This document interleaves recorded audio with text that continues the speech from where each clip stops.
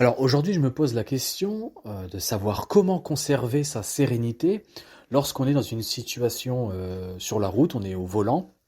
Donc on conduit, on est au milieu de l'incivilité, on est au milieu des queues de poisson, des doigts d'honneur, enfin de toutes sortes de choses que tu dois certainement connaître si tu as le permis de conduire, alors le permis de conduire c'est une chose, mais surtout si tu as l'habitude, voilà, moi je roule tous les jours, j'ai de tout petits trajets à faire pour emmener ma fille à l'école.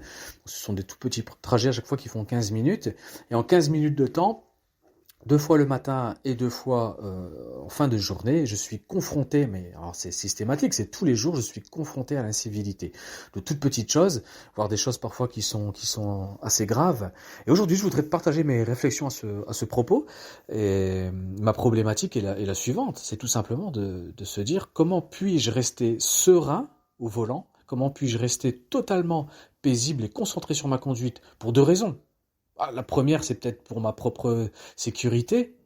Et là, en l'occurrence, c'est même plus que ma propre sécurité puisque je suis avec ma fille. Donc, c'est la sécurité de ma fille, la mienne. Donc, quand même quelque chose d'assez... on le comprend facilement. Et puis, la deuxième chose que l'on comprend parfois moins, c'est que à partir du moment où on va se mettre en colère, à partir du moment où on va laisser la colère s'installer en nous, moi je te parle de mon cas personnel, dis-moi un petit peu ce que dans les commentaires ou par mail, comment tu vis la chose, mais moi, personnellement, lorsque j'ai un souci comme ça en voiture et que je me laisse emporter par la colère, c'est un nuage noir que je vais traîner assez longtemps. Alors pas forcément toute la journée, mais ça peut durer très longtemps. Et je vais pourrir comme ça les prochaines heures de la journée, tout simplement pour un couillon qui m'a fait une queue de poisson. Enfin, c'est totalement ridicule. Donc l'idée de rester apaisé au volant, au-delà de sa propre sécurité, ce qui est déjà, enfin de la sécurité tout simplement de ses passagers et de soi-même, ce qui est déjà une raison, je pense que c'est la principale raison évidemment, mais c'est vraiment de conserver ce calme et éviter justement d'avoir ce nuage noir comme j'expliquais, donc qui va nous suivre tout au long de la journée, se mettre dans des états de colère qui vont nous poursuivre. Alors très sincèrement, j'ai éprouvé pas mal de situations comme ça au volant et enfin de situations dans lesquelles je me suis mis en colère et il y a eu de très mauvais comportements et puis au-delà de ça, il y a comme je l'expliquais, ça te poursuit après tout au long en tout cas de longues heures. C'est pas vraiment puis après tu t'en portes et tu t'en prends aux gens aussi autour de toi. Enfin ça peut rapidement devenir chaotique. Alors je vais essayer de te parler de ce que j'ai expérimenté, ce qui ne fonctionne pas. Ça, c'est vraiment très important de te parler de ce qui ne fonctionne pas avant de parler de ce qui fonctionne. Et tu peux me le dire encore une fois si toi tu as expérimenté ces genres de choses. La toute première chose, en vérité il y en a deux. La toute première chose qui est totalement ridicule et absurde et qui pourtant fait totalement partie du schéma de pensée, j'ai envie de dire, hein, que j'avais avant, c'était de faire le reproche. Voilà, le reproche, c'est-à-dire que tu vas reprocher à l'automobiliste en question d'être quelqu'un d'irresponsable, de dangereux.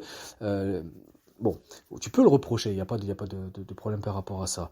Mais il y a pas, c'est pas une solution, c'est pas une solution. Parce que tu vas lui reprocher d'être quelqu'un de dangereux, tu vas reprocher au monde de l'automobilisme de pas respecter le code de la route. Et puis ça peut aller très loin. Tout le monde est pourri, tout le monde est méchant, tout le monde, ça peut aller très loin. Ce genre de reproche, bon, ça ne fonctionne pas. Ça ne fonctionne pas. Et puis la deuxième chose, c'est tout simplement de vouloir se... Bon, je reviens sur la première chose quand même. Les reproches, ce sont des choses qui ne sont pas constructives, qui ne permettent pas d'apporter de solution.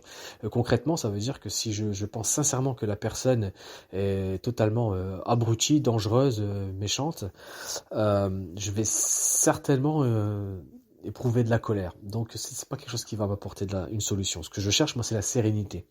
Alors le deuxième schéma, c'est tout simplement de chercher à contrôler. Alors ça c'est quelque chose déjà d'un petit peu plus réfléchi, un petit peu plus peut-être responsable, c'est de chercher à contrôler son émotion, son attitude. C'est quand même un petit peu plus responsable, c'est-à-dire que on va sentir de la colère, on a bien compris que ça ne sert à rien de se mettre en colère, premièrement, voilà, ça nous fait souffrir, et puis ça va générer un mauvais comportement qui peut nous mettre aussi en danger. Donc on sait très bien que c'est pas bien de s'énerver, c'est pas bien de se mettre en colère, ok. Donc lorsque la colère arrive, on la maintient, et on se dit ce n'est pas bien, ce n'est pas comme ça que je dois vivre les choses, donc je la maintiens. Et puis malgré tout, si on n'a pas vraiment réussi à la maintenir, eh bien après l'émotion, parce que l'émotion va générer une attitude, un comportement, donc c'est l'émotion qui génère le comportement, puisque l'émotion est colère, et ben le comportement va être un comportement nerveux. Je vais taper sur le volant, je vais accélérer, vouloir rattraper la personne, faire toutes sortes de comportements dangereux qui peut être un simple coup de klaxon à je rattrape la personne pour lui faire une queue de poisson, œil pour œil, dent pour dent. Ce genre de comportement, ce n'est pas quelque chose de bien, c'est quelque chose on va se mettre en danger, etc. Donc on va le maintenir, c'est pareil, hein, on va se faire violence, et le mot est important, violence, c'est-à-dire qu'on va serrer fort son volant, on va dire je ne dois pas faire ça, voilà. Bon, alors si on essaye, si moi j'ai essayé de contrôler cette émotion, de contrôler cette attitude, encore une fois c'est l'émotion qui va générer ensuite l'attitude, donc contrôler l'émotion, contrôler l'attitude, maintenir tout ça, c'est faire violence envers soi-même, et plus l'émotion est violente, plus l'émotion est intense, et plus on va devoir appliquer une force, en conséquence, force, une intensité, une violence envers soi-même pour se contenir. Ça, ce n'est pas quelque chose qui est vivable au quotidien. C'est pas possible de vivre ça au quotidien. C'est pas possible d'être toujours en confrontation permanente avec soi-même. C'est-à-dire que l'image que l'on a du monde qui nous entoure, et ça c'est important, l'image, j'ai dit bien l'image, la représentation que l'on se fait du monde qui nous entoure, va nous mettre en colère. En l'occurrence, la personne qui va te faire une queue de poisson, qui va avoir un comportement qui fait preuve d'incivilité. Tu l'interprètes comme tel, effectivement, c'est une incivilité, bon, tu l'interprètes comme tel, tu te dis à ce moment-là, il te respecte pas, il ne met pas en danger, il se moque de toi, il t'insulte, etc., il te respecte pas en tant que personne, ça va générer de la colère. Oui, donc ça va générer de la colère, de l'agressivité, etc. Et ce que j'expliquais, c'est que tu ne peux pas vivre au quotidien en opposition tout le temps, en réaction, en force contre toi-même, parce que l'environnement, euh, la, la, la relation que tu as avec l'environnement à ce moment-là, avec l'automobiliste, va générer en toi des émotions négatives, des mauvais comportements, et tu vas essayer de réfréner ça. C'est déjà bien d'essayer de réfréner ça. C'est-à-dire que au moins tu te laisses pas aller à ta colère. C'est déjà une première étape. Tu as conscience que c'est pas quelque chose de bon, mais tu vas maintenir tout ça. Donc ça veut dire qu'au fur et à mesure des journées qui vont s'écouler, au fur et à mesure de ta vie, hein, pour parler vraiment, il faut voir ça. Tu vas être en opposition. Tu vas toujours te contenir, te contenir, te contenir. Petite parenthèse, c'est le même schéma avec la motivation. Lorsque tu as un projet qui va demander beaucoup de temps, beaucoup d'énergie, passer beaucoup d'obstacles, dans lesquels tu vas devoir passer beaucoup d'obstacles, il va y avoir beaucoup de contraintes, ça demande, on pense que ça demande de la motivation. Donc, puis au bout d'un moment, on n'y arrive plus.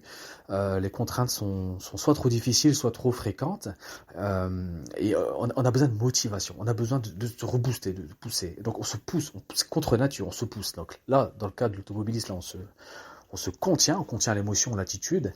Et là, dans le cas de la motivation, je referme la parenthèse, on en reparlera, mais on se pousse. Il faut ni se contenir, ni se pousser. C'est vraiment un piège de croire que l'on peut contrôler, donc maintenir ou pousser, c'est un piège de croire que l'on peut contrôler l'émotion ou l'attitude. On ne les contrôle pas. En réalité, et c'est ça qu'il faut vraiment comprendre, ça c'est j'en parle dans le texte que j'ai écrit, que tu peux, donc un quotidien dans lequel je me sens bien, ce texte que je peux t'envoyer par mail, tout est écrit, tout est précisé dans la description de cet audio. Donc tu ne contrôles pas l'émotion, tu ne contrôles pas l'attitude. La seule chose que tu contrôles, c'est tes représentations, c'est ta façon de voir les choses. Et ce qui est important de comprendre, j'aurais peut-être dû commencer par là, mais ce qui est important de comprendre, c'est que la façon dont tu vois la situation va générer une émotion et va ensuite générer un comportement. Donc je répète, c'est vraiment un schéma en 3 étapes qui est important à comprendre, qui est très simple. Après, on peut rentrer un peu plus dans le détail, ça je le fais dans le PDF, mais ce qui est vraiment important à comprendre pour cet exemple et puis de manière générale, c'est que à chaque fois que tu te fais une opinion, on va parler d'opinion, à chaque opinion que tu te feras d'une situation, cette opinion va générer une émotion et cette émotion va engendrer un comportement. Donc, lorsqu'on essaye de contenir, de maîtriser l'émotion et le comportement, on voit qu'on agit en bout de chaîne, si je puis dire. C'est-à-dire que l'émotion et le comportement, en vérité, le comportement, il est engendré directement par l'émotion et qui est elle-même engendrée par l'opinion. Donc, ce sont des choses qui sont déjà sorties que tu ne peux pas vraiment contrôler. Donc, tu vas essayer, tu vas les maintenir, tu vas les pousser, tu vas agir en force contre toi.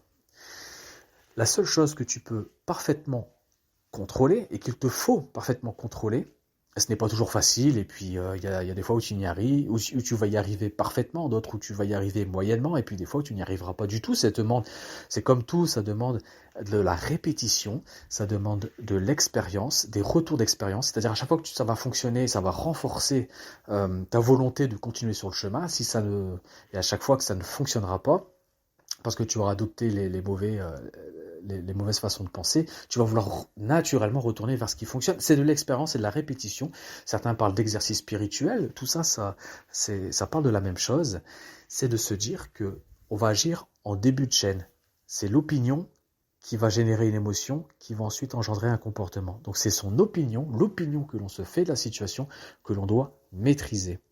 Alors maintenant, la question, c'est de savoir quelle est, j'ai envie de dire, alors ça c'est, je précise tout de même, hein, ce petit schéma là que je viens de t'expliquer, c'est le docteur Aaron Beck, c'est le père, il est considéré comme le père des thérapies cognitives.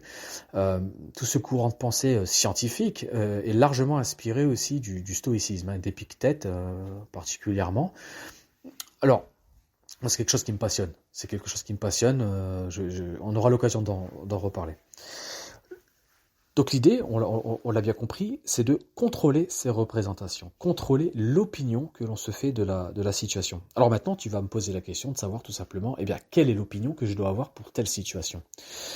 Alors, à la différence puisqu'on parlait d'Épictète, du stoïcisme, je ne vais pas être dogmatique.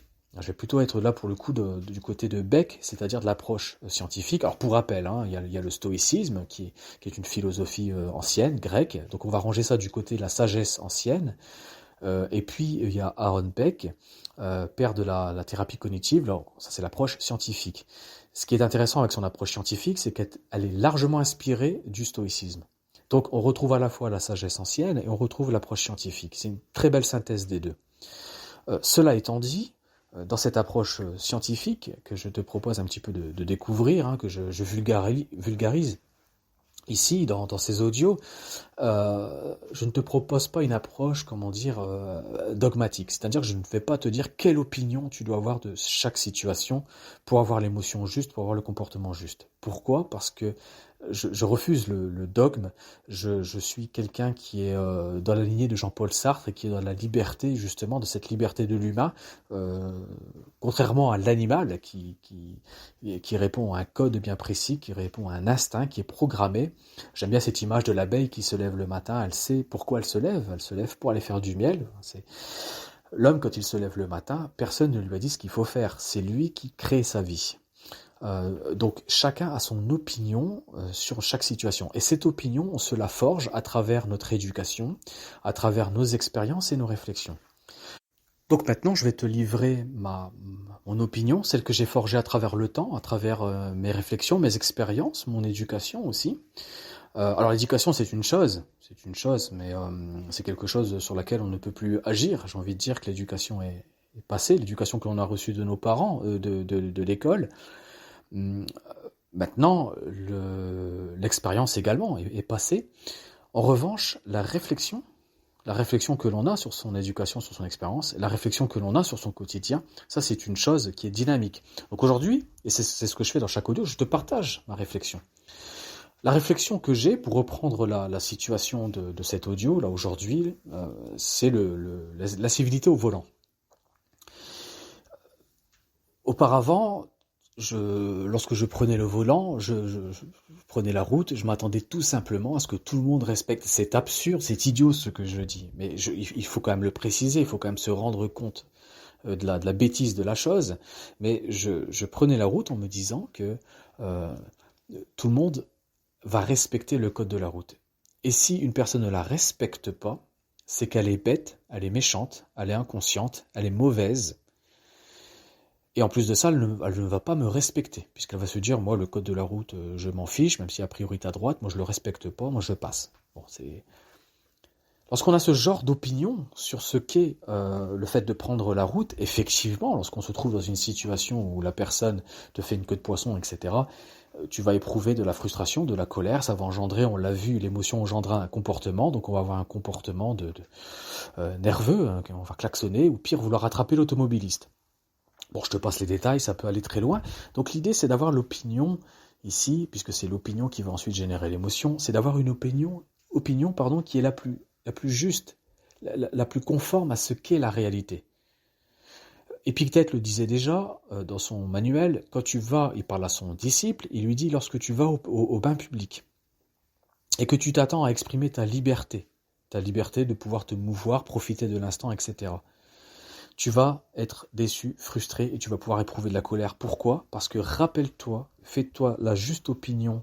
Je ne connais pas par cœur, mais dans les lignes, en gros, c'est ce qu'il dit. Examine bien la chose que tu t'apprêtes à faire, hein, la situation que tu t'apprêtes à vivre. Lorsque tu vas au bain public, et on va voir là tout de suite le rapport avec la route. Lorsque tu t'apprêtes à vivre, à te rendre au bain public, attends-toi à regarde bien ce que sont les bains publics. C'est un endroit où on va t'éclabousser, on va te bousculer, on va te voler. Et ça ne veut pas dire que il faut se résigner. Il faut pas. L'idée, c'est d'examiner la chose de manière vraiment lucide. Donc effectivement, maintenant, j'ai une opinion beaucoup plus juste, beaucoup plus lucide sur ce qu'est le fait de prendre sa voiture et de rouler, parce que tous les jours, j'emmène ma fille à l'école, tous les jours, je vais la chercher, 4 fois par semaine, mais c'est suffisant, 4 fois par semaine, avec deux trajets le matin, deux trajets en fin de journée de 15 minutes, tu vois, c'est des tout petits trajets. Pourtant, ça me suffit au quotidien. Je suis confronté au quotidien à des incivilités. Alors des fois, ce sont des toutes petites, vraiment qui sont imperceptibles, parfois imperceptibles, que je perçois parce que je m'amuse à faire attention justement, parce que je m'intéresse à la question, mais souvent c'est imperceptible. Et puis ça peut aller jusqu'à des situations vraiment très problématiques, dans le sens où elles peuvent vraiment. Je te donne un exemple sur une voie d'insertion pour reprendre l'autoroute il y a quelques jours. Nous sommes le 18 janvier 2023, donc c'était l'année dernière, en vérité, c'était en décembre. Enfin, il y a un mois de ça. Euh, Comportement d'un automobiliste, qui me double sur la voie d'accélération, c'est même pas qui ne passe pas, il me double, il me fait une queue de poisson en fait, hein, si tu veux. Il me fait une queue de poisson sur la voie d'accélération. Il me fait une queue de poisson pour me passer devant et enfin, pour essayer de te donner une image, il me fait la queue de poisson juste avant la voie d'insertion. Sur le début de la voie. Lui, il ne pouvait pas encore s'insérer, donc il me fait la queue de poisson et il me passe devant.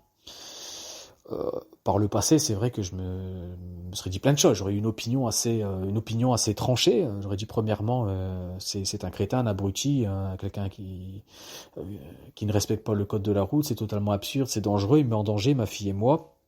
Et puis en plus, il ne me respecte pas. C'est à moi de passer. Bon. C'est une opinion, c'est la mienne, j'ai le droit de l'avoir. Maintenant, par le passé, ce genre d'opinion a généré une colère, une frustration et de mauvais comportements. Maintenant, l'opinion la plus juste, si m'en réfère à Épictète, et puis au-delà d'Épictète, il faut essayer de voir un petit peu, d'avoir sa propre face, un esprit critique, j'ai envie de dire, et une fois au calme, de manière apaisée, loin de toutes ces tensions, essayer d'analyser la situation et d'essayer d'avoir une nouvelle opinion beaucoup plus juste de la situation et de se dire que, comme le disait Épictète, examine la situation que tu t'apprêtes à vivre. Et maintenant, à chaque fois que je prends le volant, le matin ou peu importe, c'est un exercice spirituel en quelque sorte. Je me le suis répété pas mal de fois dans un premier temps, puis ça devient comme une seconde nature. L'opinion que j'ai, c'est que je vais prendre la route et le monde de l'automobilisme, c'est un monde dans lequel il y a un code de la route, et il y a certaines personnes qui vont respecter ce code, et d'autres qui ne vont pas le respecter, pour des tas de raisons, parce que regarde, toi-même, il se peut que des fois tu n'aies pas respecté petit point précis du code, parce que tu as cédé à la peur d'être en retard, tu as cédé à l'énervement, Il y a des gens qui ne respectent, d'autres qui ne respectent pas. C'est pas forcément. Parfois, c'est les mêmes personnes. Il va y avoir des comportements qui peuvent être... donc c'est l'incivilité, etc. Ça fait partie du jeu. Quand tu es sur la route, c'est comme lorsque tu es dans les bains publics avec Épictète, il y a des gens qui bousculent et qui éclaboussent. Eh bien, il y a des gens là en voiture qui te passent devant, qui te font des doigts d'honneur, qui te klaxonnent, peu importe. Ça, c'est l'opinion que j'ai maintenant de la situation. Je la vois comme elle est, comme telle. C'est quelque chose d'attendu. Quand je prends la route, je m'attends à ce qu'il soit possible que les gens réagissent ainsi. Et donc, lorsque la chose se produit, ça ne se produit pas tous les jours, peut-être des petites choses imperceptibles, mais lorsque la chose se produit, je n'ai pas de colère, parce que c'est quelque chose à laquelle je m'attendais. C'est quelque chose que j'accepte, pas, je me résigne pas, mais j'accepte que l'humain, de manière générale, l'humain en voiture est ainsi. Alors, une émotion qui sera beaucoup plus calme, qui sera beaucoup plus apaisée, et un comportement qui va être adéquat, où je vais me concentrer sur ma conduite. Et là, dans cet exemple, je me suis même un petit peu écarté pour le laisser passer, en me disant que, de toute façon, son intention, c'était de passer, même s'il allait me rentrer dedans. Donc, on se décale, on le laisse passer, et on poursuit. Parce que c'est une norme, j'ai envie de dire. C'est encore une fois, l'exemple du bain public est très parlant, mais sur la route, c'est la même chose. Alors, ça, c'est quelque chose qui est facile sur le papier. Maintenant, tu peux l'expérimenter une fois, 2 fois, et puis tout se passe bien pendant 2 semaines parce que tu ne prends plus la voiture, tu reprends la voiture et ça revient. Tu confrontes à nouveau une situation difficile. Et ton schéma, c'est instinctif, c'est automatique. Ah, j'aime pas le mot instinctif parce que ça, c'est relatif à l'animal, mais ce sont des schémas automatiques. Ce sont ce qu'on appelle, ce que Beck appelle des pensées automatiques. C'est automatiquement lorsque tu vas être confronté à une situation dans laquelle tu es mis en, on te bouscule un petit peu, on te fait une queue de poisson, etc. sur la route. Pensée automatique, on me respecte pas, c'est absurde, et générer une mauvaise émotion, un mauvais comportement. Donc à chaque fois, il faut te dire au début. Bien sûr, après ça devient, en quelque sorte, il faut travailler sur un second automatisme, c'est la répétition qui va le permettre. À chaque fois que tu vas prendre la voiture le matin, tu vas te répéter que tu vas te faire l'opinion la plus juste de la situation de laquelle tu t'apprêtes à vivre.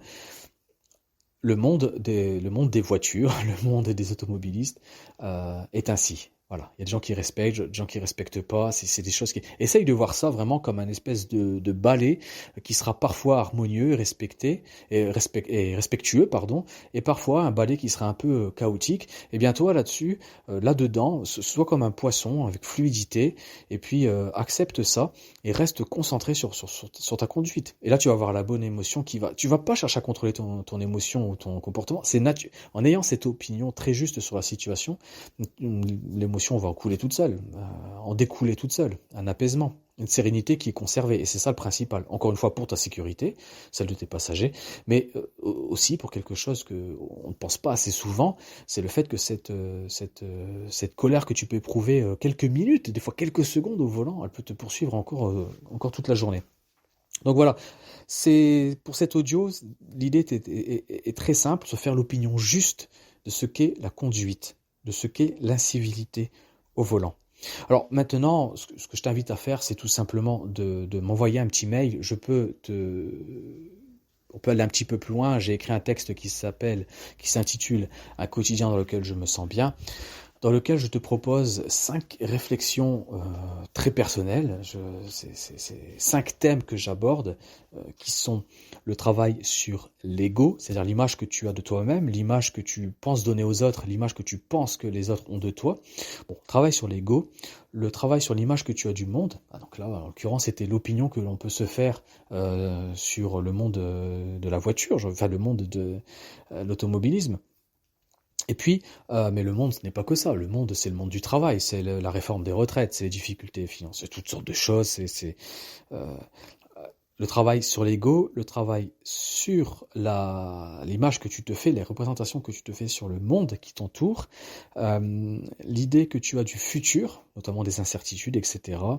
L'idée que tu te fais sur la souffrance et le plaisir. On va réfléchir 5 thématiques. L'ego, le monde, futur, souffrance, plaisir. Ces 5 thématiques, elles sont vraiment très intéressantes pour moi parce que c'est un travail que j'effectue depuis quelques années maintenant, et je me suis rendu compte que toutes mes souffrances, toutes mes problématiques pouvaient quelque part se retrouver dans l'une de ces 5 thématiques. Chaque problème est spécifique, il ne faut pas essayer de généraliser et encore moins de proposer des solutions dogmatiques. Chaque problème est vraiment spécifique. Mais chaque problème va avoir un protocole de réflexion, une réflexion particulière, mais cette réflexion particulière, à chaque fois, va appartenir à une de ces 5 familles de réflexion qui est, donc, je le rappelle, l'ego, le monde, le futur, la souffrance, le plaisir, qu'il s'agisse de difficultés financières, qu'il s'agisse d'incivilité au volant, de la blessure, de la maladie, de la mort, du manque de motivation, de la dépression, toutes les difficultés, toutes les contraintes, toutes les souffrances que tu peux avoir dans ton quotidien qui t'empêchent d'être serein au quotidien, trouvent leur solution dans une prise de conscience, une réflexion. Et puisque chaque problème est spécifique, il y aura une réflexion spécifique à chaque fois. Et pour éviter de se retrouver avec une infinité de réflexions à avoir en tête, j'ai créé, c'est même pas que j'ai créé en fait, ce n'est pas moi qui les ai créés, c'est un petit peu, j'ai mis sur papier toutes les réflexions, tous les questionnements que j'ai depuis des années, et je me suis rendu compte, c'est de l'empirisme, c'est avec la pratique, qu'on pouvait classer ces réflexions en 5 thématiques, en 5 familles, et c'est ce que je te propose de découvrir dans ce petit texte que j'ai écrit au format PDF et que je te fournis gratuitement, c'est par mail, qui s'appelle « Un quotidien dans lequel je me sens bien ». Je n'ai pas d'autorépondeur, je ne vais pas te submerger avec des newsletters ou des choses comme ça. Donc en fait, tu m'écris tout simplement un mail en me disant que ça t'intéresserait d'aller un petit peu loin, de découvrir ce que j'ai écrit, de partager avec moi à ce sujet. Tu m'écris un mail et j'ai programmé mon Gmail pour avoir une réponse automatique dans lequel tu auras le lien pour télécharger ce PDF. Ensuite, tu auras toute l'occasion de le lire tranquillement. C'est un petit texte, ça se lit assez rapidement. Et puis, à partir de là, on pourra aller plus loin. Tu peux me répondre par mail, échanger avec moi, me dire un petit peu, partager ton expérience, tes réflexions.